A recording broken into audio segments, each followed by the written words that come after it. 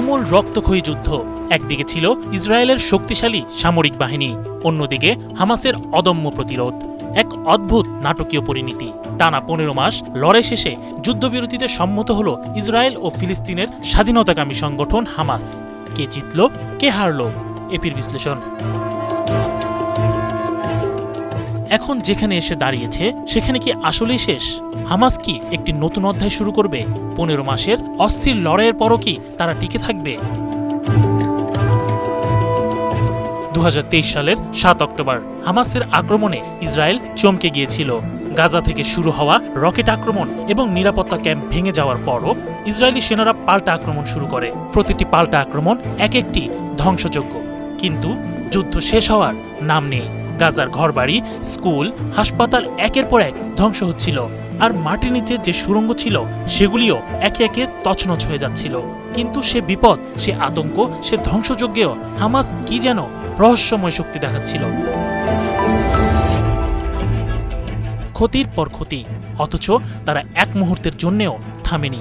Israeli সেনাদের উপর হামাসের ভয়ঙ্কর হামলা, তাদের আত্মবিশ্বাস আর সাহস যেন কখনো শেষ হয়নি। ইসরায়েল বলছে তারা হামাসের নেতাদের হত্যা করেছে। ইসরায়েলের দাবি, যুদ্ধে তারা 17,000 বেশি হামাসের যোদ্ধাকে হত্যা করেছে, যদিও এর পক্ষে কোনো প্রমাণ দিতে পারেনি দেশটি। এমনকি ইসরায়েলের বিরুদ্ধে যুদ্ধাপরাধেরও অভিযোগ উঠেছে।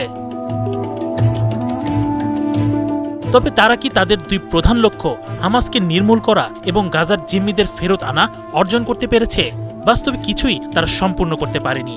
গাজায় এখনো হামাস রয়ে গেছে, আর জিম্মিদের ভাগ্য এখনো অনিশ্চিত। যুদ্ধের এই দীর্ঘ সময়ে ইসরায়েলকে হামাসের প্রতিরোধের পাশাপাশি সামলাতে হয়েছে দেশে উঠতে থাকা বিক্ষোভ এবং আন্তর্জাতিক চাপ।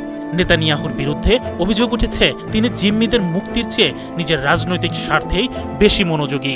গাজার ধ্বংসস্তূপের মাঝে একটি প্রশ্ন উঠছে, কিভাবে হামাস এখনো টিকে আছে? ক্ষয়ক্ষতি হলেও কেন তারা বারবার ফিরে আসে? ইসরায়েলি সেনাদের দাঁত ভাঙা জবাব দেয়। 15 মাসের যুদ্ধের পরও তাদের শক্তির উৎস কোথায়? এখন যুদ্ধবিরতি কি শান্তি ফেরাবে গাজায়? এত সব কিছুর পরও গাজার ছোট্ট অঞ্চলটি যেন এক অদ্ভুত চক্রের মধ্যে আটকে আছে। একদিকে ধ্বংস, অন্যদিকে প্রতিরোধের অদম্য জ্বলন্ত প্রমাণ।